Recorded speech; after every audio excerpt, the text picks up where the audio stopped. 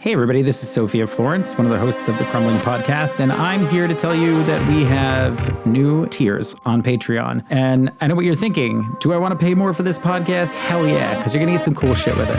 Our early supporter tier is now one of the new ones. Obviously, we have the old Help Us Grow one, which is just $3 a month. That gives you access to our episodes early and gives you access to our special episodes called Crumbs. The early supporter tier, which is $6 a month, gives you early access to the episodes like the other one, gives you some exclusive behind-the-scenes content. So there could be clips, bloopers, more other things that we'll be adding to the Patreon. A physical sticker pack, which is fun and themed designs produced by our illustrator, Chris Terendi. Patreon-only updates and polls that'll help shape our future content.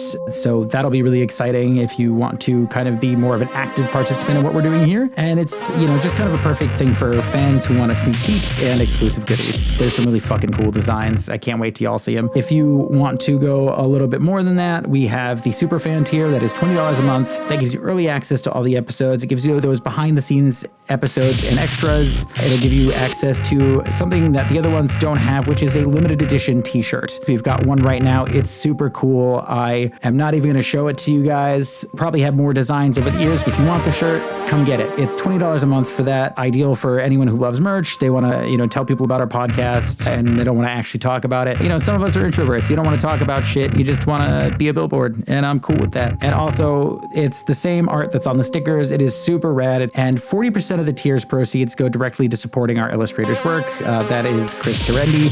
He's at Chris Terendi, Tirendi art.com. ChrisTerendiart.com. Give it a look. I hope that some of you will join, and I hope that you will take part in some polls and tell us what you want. We want to make the content that you want within the confines of the stuff that we like to do. Please go to our Patreon, patreon.com/The Crumbling Podcast, and join today.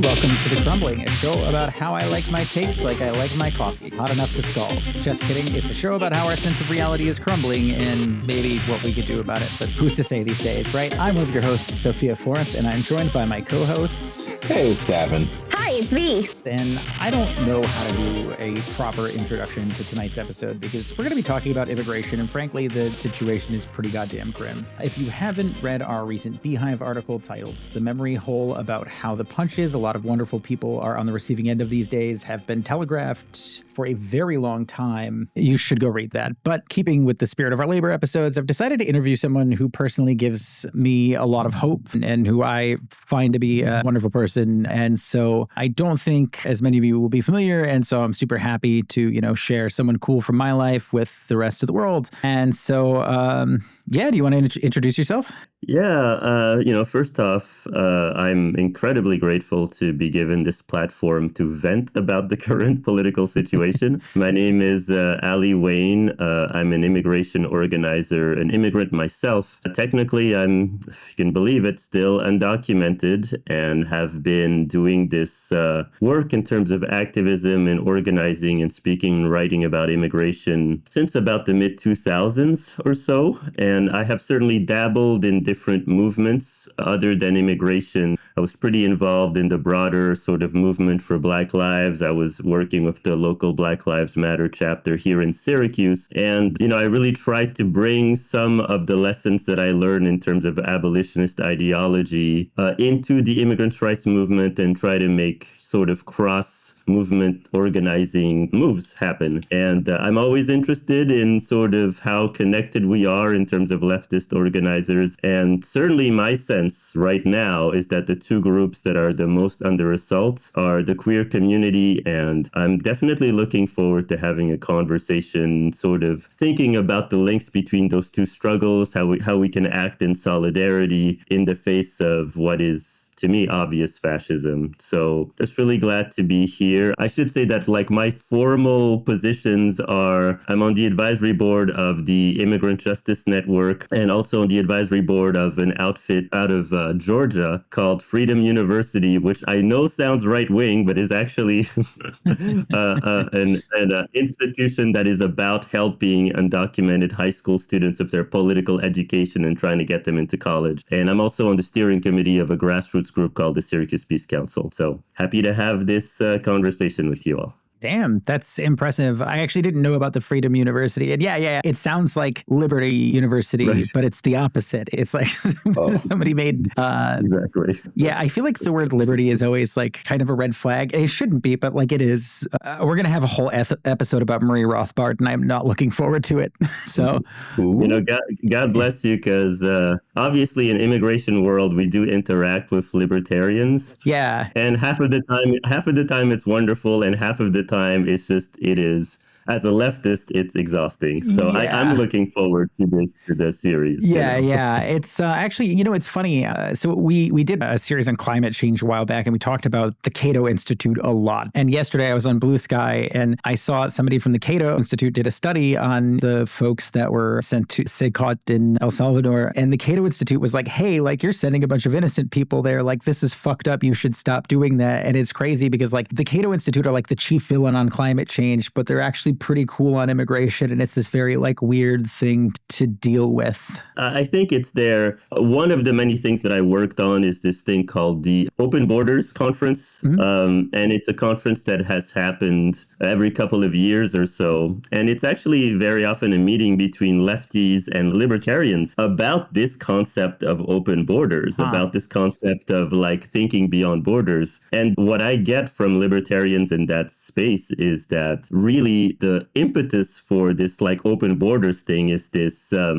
devotion to complete free market capitalism. Yeah. So to them, they see borders as an obstacle to capitalism, whereas obviously as leftists, we're saying like, yeah, capitalism isn't the answer. So there's a lot of like tension in that conference about that, but it is true that on immigration, like the Cato Institute, for example, occasionally has some really great analysis. So it can be a little bit confusing ideologically. Yeah. There's been some great articles in like Reason magazine and some other, folks out of that camp on things like immigration over the years and drug policy and stuff like that. And what we'll get into is that a lot of that is hard to parse because they're starting with a different definition of what capitalism means than what people on the left are. Like the left is where the definition of the word capitalism came from. There was no word capitalism. There was no mercantilism. People hadn't done that analysis prior to that point. And so despite, people saying, oh, Adam Smith came up with capitalism, Adam Smith was kind of just a guy, and he also hated landlords. He did have a lot of the ideas that like laid the groundworks for like classical economics, but he wasn't, I don't think, as much of an ideological thinker as like libertarians like to proclaim him as. And so we're going to do an episode on that stuff. But honestly, I hope people are here for it. Anyway, so we've got a bunch of questions for you, and I'd love to just kind of dive in. Alrighty. So where did you get involved with immigration-related activism, and what was the situation like at the time? Yeah, thanks for that kind of foundational question. Like a lot of, activists on this issue, it's not so much like I chose this issue, honestly. It was just something that I had to deal with in my life. So I came here to the States legally as a kid. I believe I was 9 years old when my mom brought me here. She raised my sister and I here, and she was basically a single mom. So she was the only person who raised the two of us. And that was all the way back in 1985. And she found work at the United Nations.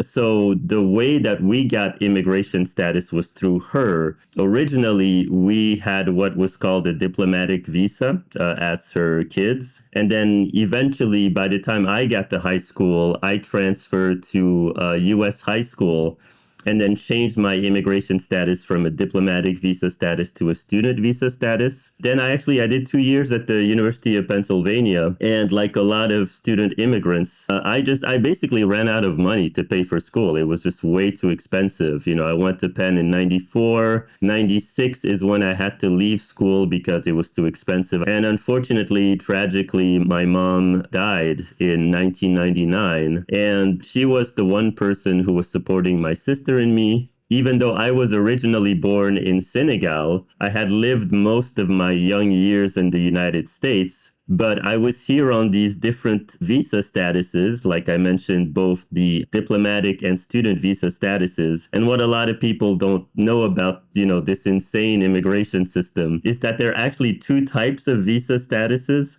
One is called an immigrant visa status and one is called a non-immigrant visa status. And the immigrant visa statuses are the ones that allow you to start applying for permanent residency, to get a green card, to become a citizen and all of that. Now, both of the visa statuses that I was on were considered non-immigrant visa statuses, meaning that despite the fact that I came here when I was 9 and by the time I lost my status, I was like 20 years old, neither of those visa statuses worked or helped in terms of the permanent residency process. So even though I was legal, none of those paths allowed me to try to be able to get a green card and eventually become a citizen. So even though I was a kid and I had grown up here, American and all of those things, all that time that I had spent in the States, none of that mattered. I was basically stranded here with no, I didn't have a home country to go back to. And I hadn't lived in Senegal like since I was 7 years old, but I had no pathway to become a citizen. And so like a lot of folks, I got stuck in that undocumented box. And I actually lost my status all the way back in 96, which was when Bill Clinton passed some of like the worst anti-immigration laws that really are at the foundation of this mass deportation machinery.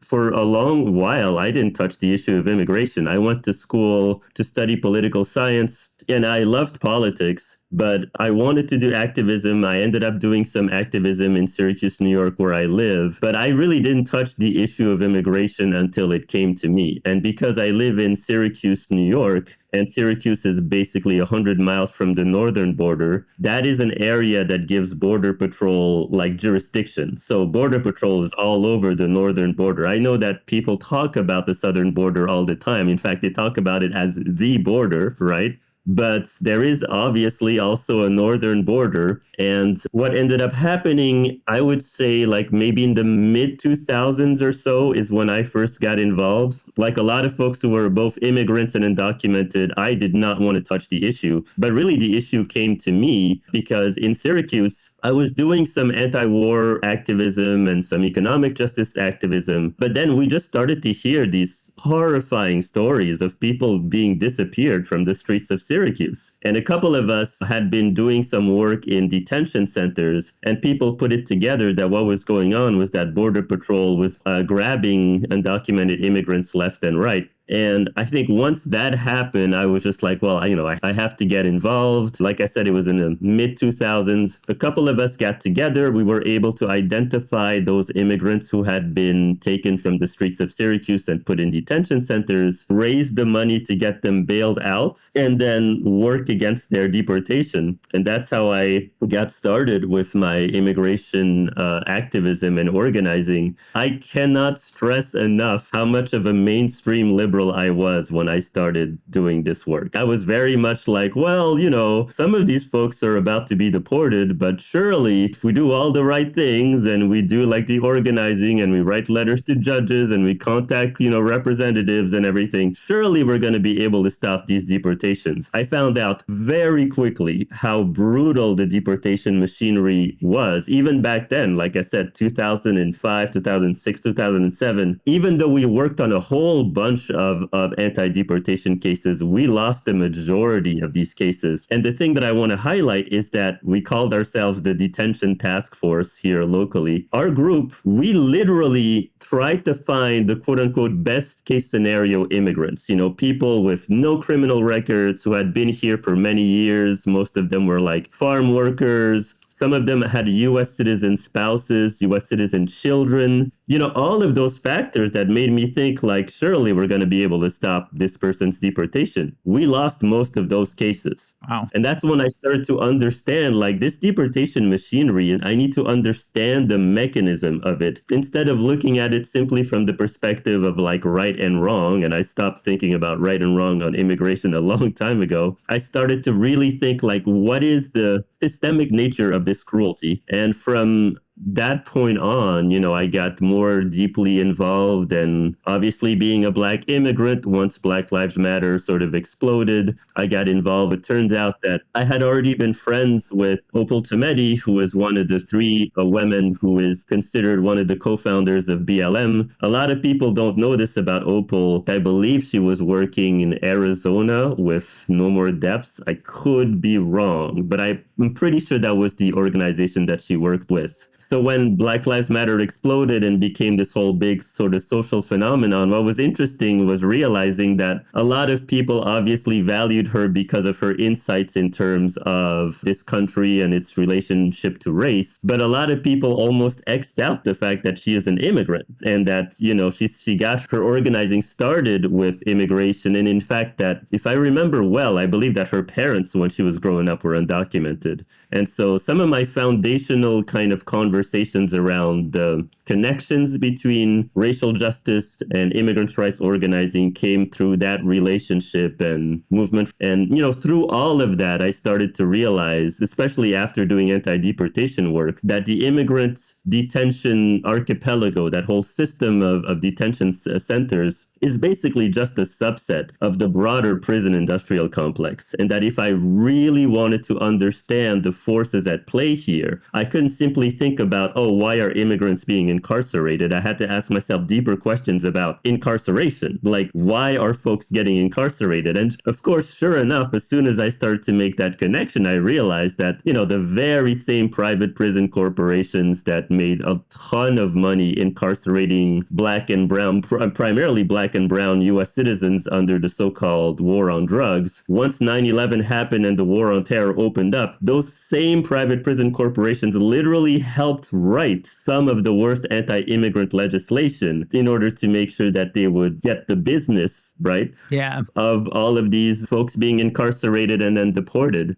Talking about immigration, like you really, there's a deep angle around the prison industrial complex that needs to be tackled. And from my perspective as a grassroots activist, I think that has actually been one of the failures of the mainstream immigration reform movement, is not tackling that connection and focusing so much on the idea of, well, we're not criminals, we're good people, we're being incarcerated, but it's unfair, as opposed to, why are we being criminalized in the same way that other U.S. citizens are being criminalized? Like, why don't we have the deeper conversation about the problem of mass incarceration rather than reverting to the language of, well, we're not criminals, like, we're good people. Like, all of those other people getting incarcerated, like, well, maybe they deserve to be there, but like, we're unjustly criminalized. And I think through the work that I've done, and primarily because of the work of other Black immigrant organizers, I don't think it's a coincidence that so many of us came to that insight at the same time, we realized that like this went way beyond questions of legality. It really had to do with citizenship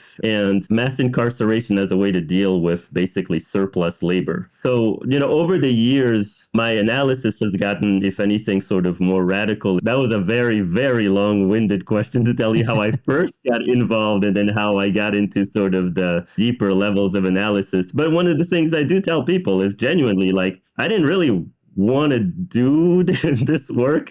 I kind of sort of felt compelled to respond to what was in front of me. But certainly I've learned quite a few lessons, and everything that's happening right now under Trump, I can absolutely give you a sense of like, I can tell you what the escalations were and how both parties led us here. That's one of the most dangerous things about this particular moment. Even now, newer activists look at what's happening with immigrants as this thing that just came out of nowhere and like, oh my God, look at this cruelty. Whereas anyone who's been doing immigration work for, 10 plus years will tell you like, oh yeah, all of this stuff was predictable. It's been escalating in very easy to see ways, to the point that during the Harris campaign, while I'm not doing a lot of organizing these days, I do have a lot of connections with other immigrant rights organizers. And every single immigrant rights organizer that I trust was basically saying like, well, whether we get Harris or whether we get Trump, we need to get ready for more mass incarceration and more deportation of immigrants. So that's how bad things were. The Dems had moved so far to the right that most of us expected, even under a Harris administration. And,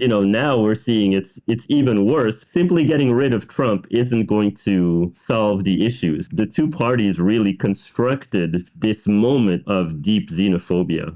That was a great answer. I feel like sometimes we'll do like a short question and I'll get like the best answer. And You know me well enough. I harp on idealistic LARPer types trying to repeat the past a lot. You know, people thinking that we're in 1917, people thinking that we're in the 1800s, fight the government, everything will work out well, you know, repeat history.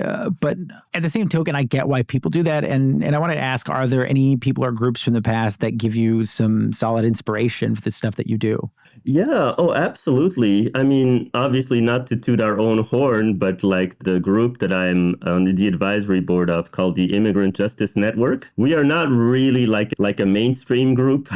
It's a coalition of about I think it's like 7 or 8 different groups that do immigrant rights organizing. But the thing that everyone has to agree with within the Immigrant Justice Network is that we're not throwing criminalized immigrants under the bus. In a lot of mainstream DC policy making around immigration, it's all about creating these super clean, super perfect immigrants who can jump through 20 hoops. You know, you hear about the dreamers who are just kind of like, you know, by the time I was 20, I had like 3 businesses and I was valedictorian at like 5 high schools, you know, and it's just kind of like, most of us can't quite live up to those standards. And so the Immigrant Justice Network is one of a handful of groups over the years that has held the line that like, no, even with immigrants, you know, with some level of a criminal conviction, we're going to fight for their rights to stay here as well. And there are lots of like subgroups that have been doing this work for a long time. One of the ones that I think of, they're in New York City, and I have worked with them in the past. There's a group called Families for Freedom. RICES in Texas is RAICES. They are still doing a lot of great work. I have my friend Gerline Joseph, who is one of the heads of this group called the Haitian Bridge Alliance, who has been doing really amazing work at the border.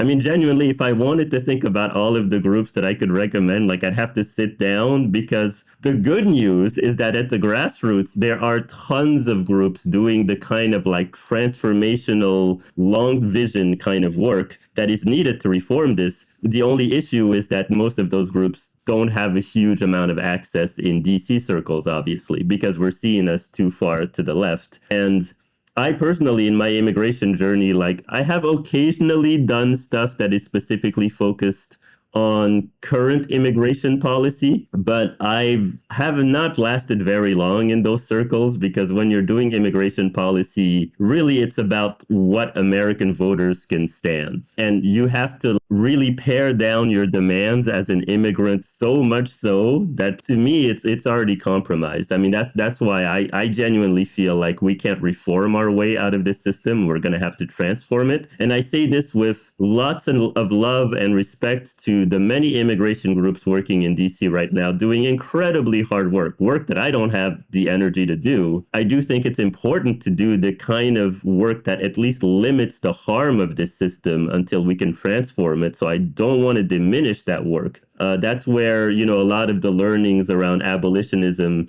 really are things that I've integrated into my organizing. I just don't think that we can simply reform the system. And speaking of abolitionism, it reminds me of one of the quotes that I always like to use. And it's actually from a younger abolitionist organizer. Her name is Derica Purnell. And she was trying to explain to people at some point how people get to abolitionism. And she said, you know, most people think of abolitionists as people who are completely pie in the sky, kind of idealists who have no idea how the system works. And that's how they got into the abolitionist conversation. And she said something that actually has matched my experience, which is that, no, actually, abolitionist circles are full of people who have tried to work within the system, who have tried to go the reform route. And it's their experience that has convinced them, like, oh, no, we're not going to reform our way out of this. Like, we need a radical transformation. And I think that is absolutely true of the immigration system. A lot of folks are depressed and afraid right now, but we've also seen a tremendous amount of brave souls come out of the woodwork with their heads held pretty high and afraid. How are you feeling? Personally, I'm okay, but that's because I have been undocumented since '96. And technically, by the way, I'm in the process and maybe even revealing a little bit about where my immigration status could give you a sense of how insane the system is. I came here as a kid, all the way back in 85. I was in 2 different immigration statuses, none of which count towards citizenship. So none of that worked to help me, and I became fully undocumented. But my sister was able to get immigration status through a work visa. And then she applied for me to to try to get a green card in 2012. So she applied for me in 2012. In 2020, which by the way is actually relatively quick for that type of application, 2020, I heard back from USCIS that the application was approved. And, I celebrated for all of like 30 seconds until I reminded myself this immigration system is insane. I need to call a lawyer to understand what is next. I called a lawyer friend of mine, and he was just like, well, good for you. You made it to that part. Once you have your green card application approved, there's a gap between the green card application being approved and you actually getting to the front of the immigration line so that you can change your status and actually access the green card privileges that you have fought for. And to be clear, you are fully deportable the entire time. The fact that you have a green card application that's been approved does not in any way stop you from being deported. So in 2020, this lawyer friend tells me you have a 3-year wait until you can change your status. Remember COVID?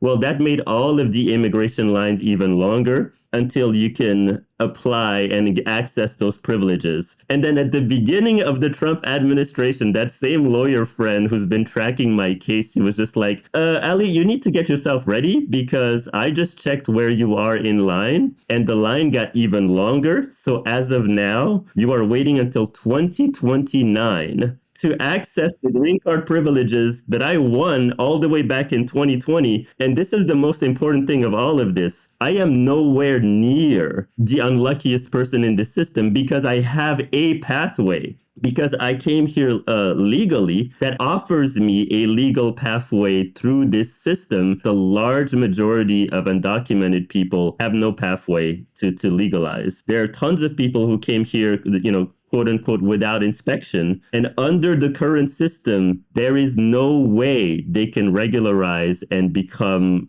either citizens or at least get some legal status. I have a friend of mine from South Korea. He was brought here when he was 3 years old. There is literally no pathway for him to become a citizen.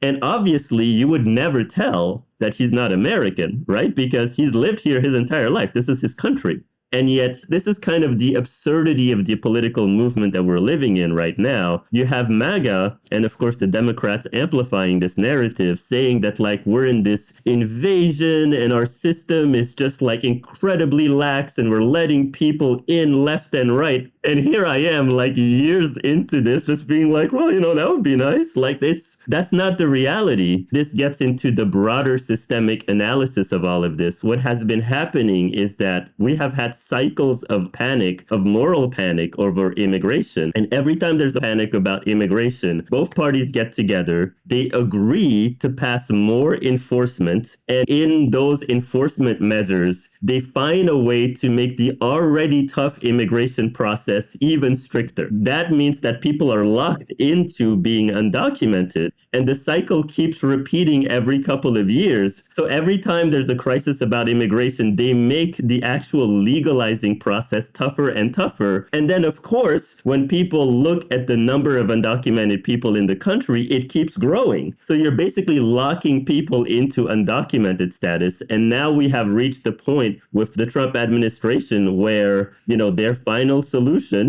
kind of at this point is just to deport as many people as possible. And right now, they're actively taking away legal status from different categories of groups. For example, we just heard that folks from Venezuela lost temporary protective status. That's 350,000 people who used to have immigration status, who have already established roots, some of whom have U.S. citizen family members here. no status, they're all deportable now. So we've gotten to the point where both parties, the one thing they've agreed on is more and more and more and more and more enforcement with narrower and narrower pathways to citizens, which has basically locked in the problem. So all of this stuff could have been stopped if there was more attention to the legalizing piece of the equation. But obviously Republicans don't care, and the Democrats have always been terrible at framing the issue, most of the time really going with the narrative that Republicans offer them. Going back to the emotional question, I'm actually okay because I've been so used to being undocumented.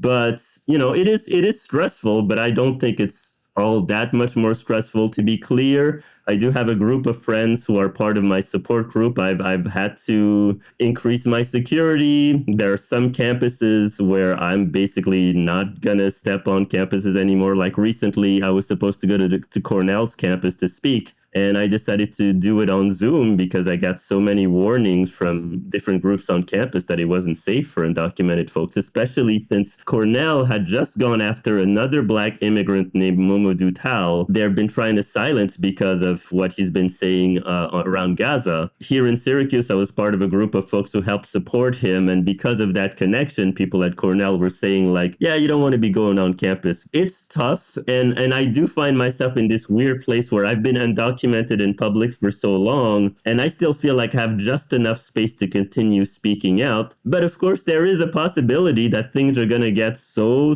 bad that at some point, even I'm going to have to go underground. Until then, I'm going to keep speaking up as long as I can. Around the time that the inauguration was happening, I was on Facebook and I started getting all of these messages from friends who were undocumented who were just like, hey man, I'm getting off social media. Here's my contact information. Let's keep in touch. And then I've just disappeared, which makes a lot of sense to me. Like, I want to be clear. I'm not saying like, oh, they're cowards or something. Like, no, it is a dangerous moment for immigrants right now. What I'm trying to do is use the little bit of privilege that I have.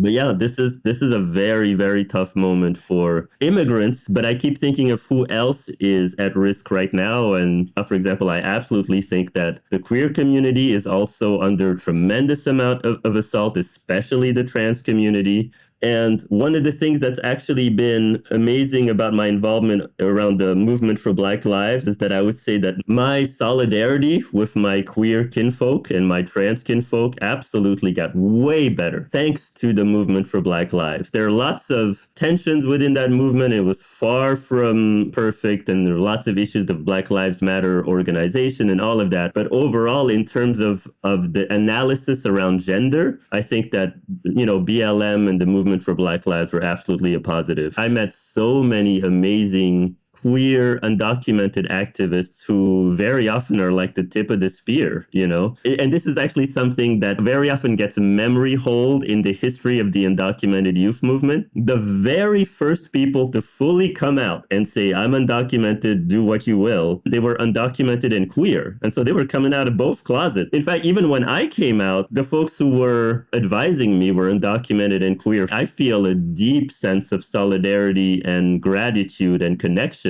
because I think in some ways they've made me a better organizer. And I think that they're some of the better organizers that I've met over the years, no matter what the movement is. Yeah, I feel like one of the things that a lot of Americans don't realize is like how absurdly difficult the situation is. Everybody's like, my parents came in legally. Why can't everybody else do it? Well, 100 and some odd years ago, it was like you had to stop and play a game of Chutes and Ladders with somebody, and maybe they would change your last name. My family was from Italy. Even though they were treated poorly when they came here, it was still like quite possible. We're from Sicily very specifically, and Sicilians have a reputation, but like it was still quite easy to get here. But nowadays it's like it's the Chutes and Ladders games. It feels very much like the Hitchhiker's Guide to the Galaxy, the Volgons, how you have to file a paper and it's got to be done in triplicate and then buried, turned into fertilizer, used to grow in other crops, and then you make some more paper out of that, and then you have to sign the forms again. And actually, I serve on the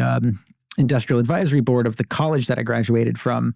And one of the things that came up recently was that most colleges, especially engineering schools, make a ton of their money from people coming over, especially from Asia and even the Middle East. Like we had, a lot of Saudi students that, I was in with when I was younger. I had a Saudi roommate for a couple of years who stayed with me and my ex-wife, who was also an immigrant. It's a wild scenario, but yeah. Well, we're getting some lore here. Yeah. God, out of the co-hosts, I'm the least afraid to share the lore. I have a greater degree of anonymity. So share some lore, goddammit. Yeah, I will share some lore. So they have to pay for my lore drops. I like your lore drops a lot, actually. In my life, I happen to know a number of people who have struggled with the immigration system. And a lot of these people, weirdly enough, white people. So one of my friends, legitimately, she got married, I want to say it took her 10 years to immigrate to the UK. And the only way that she immigrated to the UK was hopping a plane in the middle of a pandemic. And she got to stay. That was really brave, really brilliant, maybe a little bit stupid, but I love her very much. And if she ever hears this, I'm sorry, I love you. There you go. Yeah. In fact, if I could mention the whole thing about immigration and whiteness, the first year that I did immigration organizing, I didn't want to touch the issue of race because, a lot of mainstream liberals, I was just like, oh, I don't want to sort of frustrate people. By the end of my first year, I was just like, if I don't talk about race, I'm lying to people. This exactly. Conversation is about race. And in terms of how it shows up concretely, I believe that the first time I've heard from undocumented white friends to say hey, should we be worried was 2016, the first time Trump ran. And in terms of organizing, my entire organizing life, I've racked my brain about this. I think that I can remember 4 undocumented and white immigrants who joined our sort of organizing. Immigration organizing is almost exclusively people of color organizing. Yeah. Which tells you what this system, is about, right? So yeah. And I say this, I want to be clear, if you're white and undocumented and you don't want any of this smoke, I get it. It's a brutal system. But the point is, it is dishonest to talk about this conversation without getting into race. And now we're getting to absurd levels about it with Donald Trump basically kicking everyone out. But white South Africans, post-apartheid white South Africans, all of a sudden it's just oh yeah, they're being genocided. Whoa, now they're being just very upfront. And by the way, it's very dangerous what Trump is doing. To be clear, anti-immigrant spaces have always been white nativist spaces. He did not think that he would bring up the whole white genocide thing because the first time I encountered it was the mid-2010s, and it's a far-right conspiracy theory. It's insane. And so I never thought I would see the president of the United States citing something that neo-Nazis pass around. Yeah. My weird, not tinfoil hat and not even conspiracy, but I truly think it's of one of 2 schools. I just looking at who he has in the cabinet, not trying to give him any credit. I think someone whispered and be hey, by the way, white people, white South Africans are getting genocided. Oh, yeah. And that's I have in my feeling where I'm I don't know if he's read this. I think just someone put it in the memo and he's just cool, more people for my base, in the same way that, and this is a very weird aside, Republicans are now saying, oh, we should free Tory Lanes. This whole yeah, this is very recent development, but right. Oh, he got railroaded, these little tricks to try to increase their voter base, where it's they don't give a fuck. They do not. But in truly not trying to give someone who doesn't deserve any credit, but it's I don't think he believes that. I think he was told that and is trying to pivot it. However, importing old school racism people is insane. Also, because, and I do not know this, but a lot of accounts who are from South Africa are saying hey, Americans, just so you know, the Afrikaans who they brought over, they effectively have the losers of society coming over. They wasted the good white privilege. And also, they are not used to being punched in the face for talking shit. They're if there's one thing you Americans are, is violent. And if someone uses a slur, you guys will, this is was a thing, right?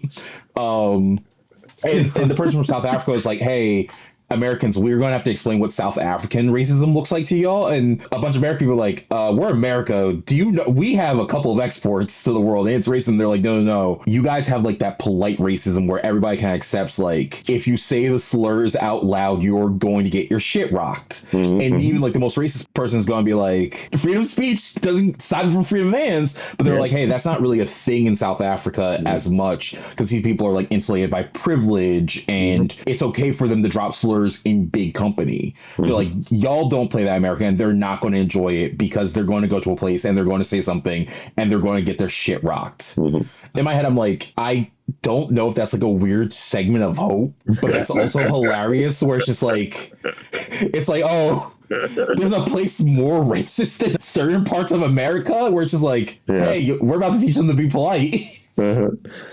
love the idea of like, punching white supremacists is just like, that's just hope, that's just all there's a little bit of hope. No, but that's true. And to be clear, by the way, in terms of this like claim of genocide, this is post-apartheid South Africa, and like a lot of lefty activists that was, definitely inspired by the anti-apartheid movement in South Africa. These folks who make up about 7% of the population, they own about 73% of the land. Yep. So this whole idea that like they're just, oh my God, they're just being oppressed. One of the major issues in South Africa right now is that post-apartheid, there really wasn't an economic revolution. I mean, civil rights wise, they destroyed the system. But in terms of who owns the land, who owns, all that, it's still mostly in the hands of white South Africans. And by the way, this whole like white genocide things, it comes out of this tiny little like land reform project, which does not even give the government the right to confiscate land. It just says that the government can take vacant land and vacant farms. Obviously, some of these Afrikaners are saying that like some of these,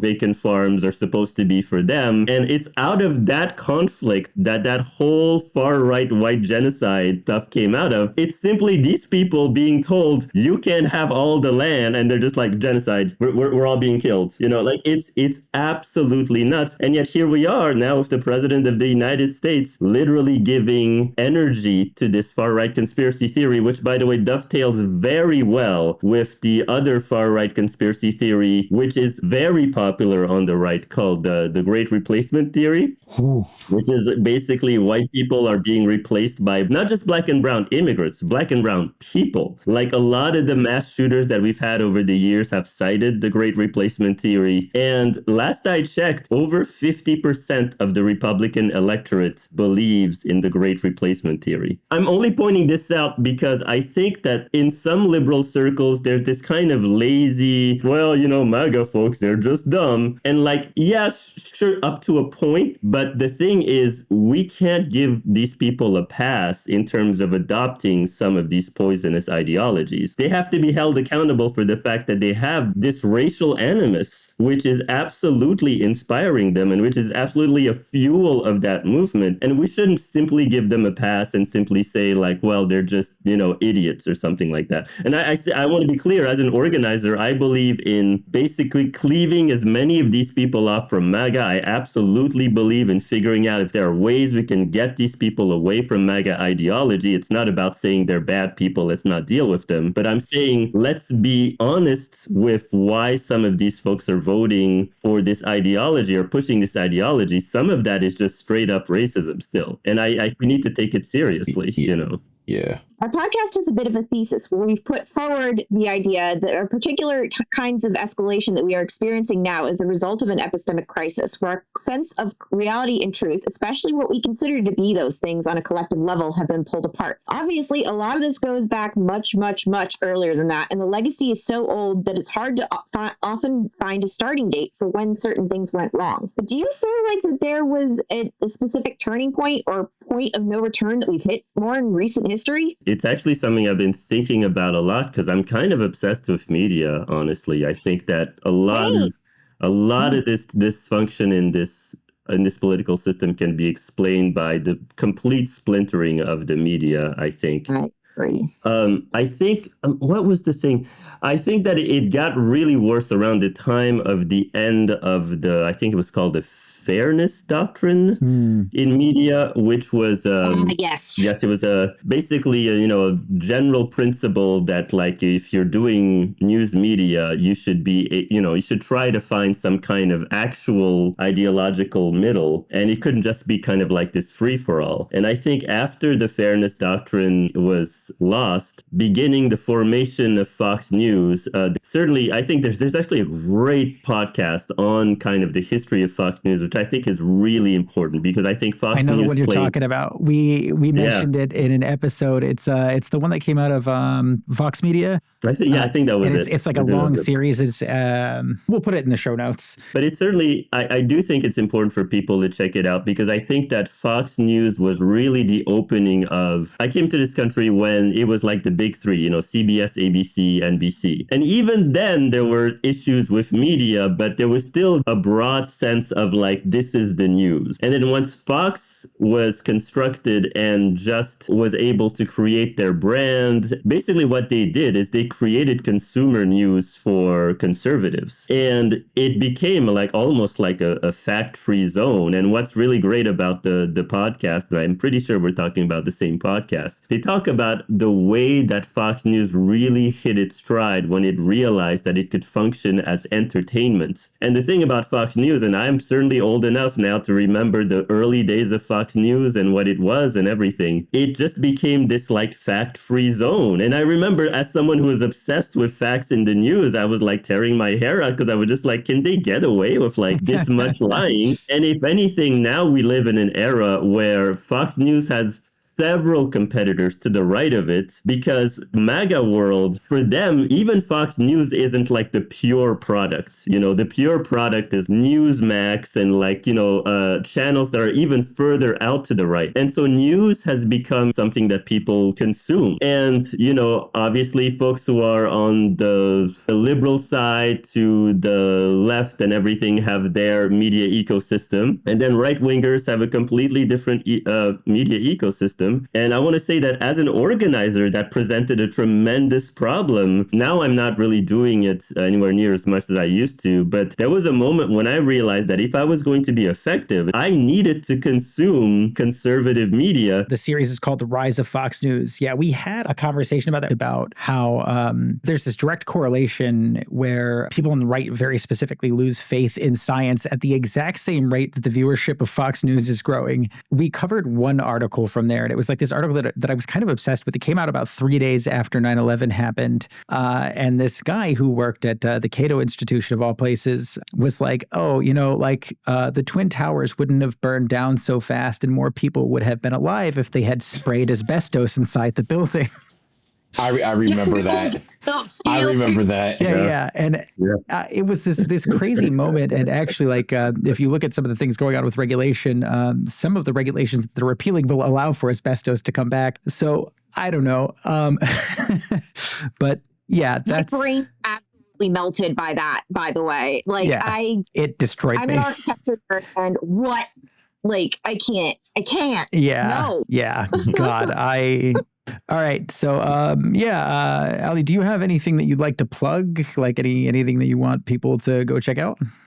I'll just give you my sense from an organizing perspective. It is an exciting moment right now at the grassroots because a lot of the people who make up the Democratic Party base, they're absolutely showing up in terms of community defense. They're showing up in community defense, know your rights, whenever someone's about to be deported. So if we are going to be able to pressure the Democratic Party, it's going to be through helping to radicalize those folks who can then pressure the Democratic Party, because there's very little sense that leadership itself is going to do it by itself. I mean, you're seeing it now. I mean, it took Trump basically saying like, oh, whatever, I'm about to deport like U.S. citizens to El Salvador for some of these Democrats to just be like, you know what, maybe we should like talk about immigration. So, but anyway, the point is, if anything, this has gone way too fast. And there's so many other topics that I would be happy to talk about, aspects of this conversation that we didn't really get a chance to talk to. So, if you all have more time, I'd be happy to come back because... Yes, please. We actually had 10 more questions. And so, I think, as we're working on the libertarianism episodes, we'll pull you back back in for one more because that would be great. This was awesome. Yeah, this is wonderful. I really love this conversation, and you know, I definitely am slowly becoming a fan of the podcast, and you know, keep up the great work. And I mean, I've been telling people we have to keep remembering that we love life more than they hate it. You know, I love that. That That's helps me powerful, round, dude. you know. So Great. We love life more than they. Bars. we do. We do. And check out the show notes for all of the really awesome immigrant orgs that Aly brought up. And yeah, we'll see you in 2 weeks.